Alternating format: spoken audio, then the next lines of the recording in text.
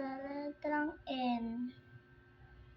Nagsimaya sa sa'y pinapasuyap-suy nung mapapansin sa'yo. Umabot sa palitan ng mga mensahe, kilig na kilig ako. Kamusta? Kain na? Hello, magandang umaga.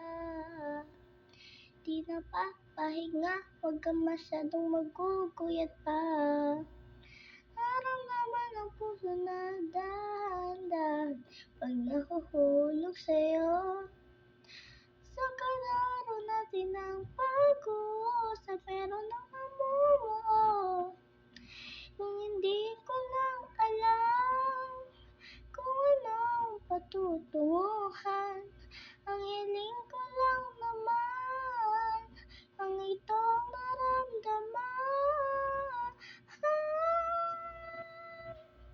Sana'y maramdaman na mapagbigyan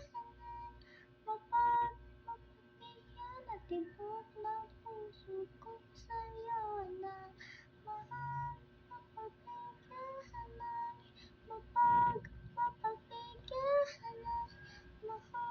Mapagbigyan ang tibok ng puso kong sa'yo na. Comment kayo kung ano naman ulit.